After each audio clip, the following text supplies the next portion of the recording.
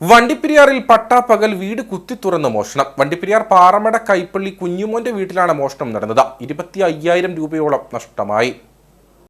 വണ്ടിപ്പെരിയാർ പാറമട കൈപ്പള്ളി കുഞ്ഞുമോന്റെ വീട്ടിലാണ് മോഷണം നടന്നത്. വീടിനുള്ളിലെ അലമാര കുത്തിത്തുറന്നാണ് മോഷണം നടന്നിരിക്കുന്നത്. വീട്ടിൽ നടത്തിയ പരിശോധനയിൽ ഞായറാഴ്ചത്തെ സംഘം കഴിഞ്ഞ കുഞ്ഞുമോനും ഭാര്യ ലാലിയും സൂക്ഷിച്ചിരുന്ന തുകയും പള്ളിയിൽ നേർച്ച സമർപ്പിക്കുന്നതിനായി സൂക്ഷിച്ചിരുന്ന തുകയും മോഷണം പോയതായി കുഞ്ഞുമോൻ പറയുന്നു.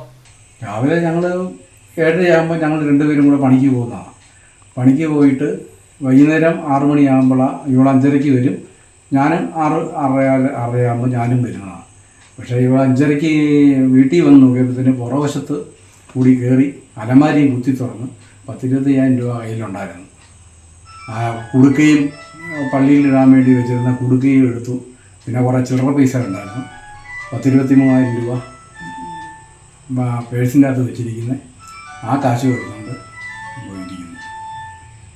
വണ്ടിപ്പെരിയാർ പോലീസിൽ വിവരമറിയിച്ചതനുസരിച്ച് ഉദ്യോഗസ്ഥർ സ്ഥലത്തെത്തി പരിശോധന നടത്തി. വീടിന് പുറകുവശത്തുകൂടി എത്തിയ മോഷ്ടാവ് വീടിന്റെ ജനാല കുത്തിത്തുറന്നാണ് വീടിനുള്ളിൽ കയറിയത്.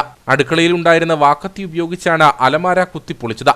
കഴിഞ്ഞ വർഷം ഇവരുടെ വീടിന് സമീപമുള്ള വീട്ടിൽ നിന്നും 1 ലക്ഷം രൂപയോളം മോഷണം പോയിരുന്നു.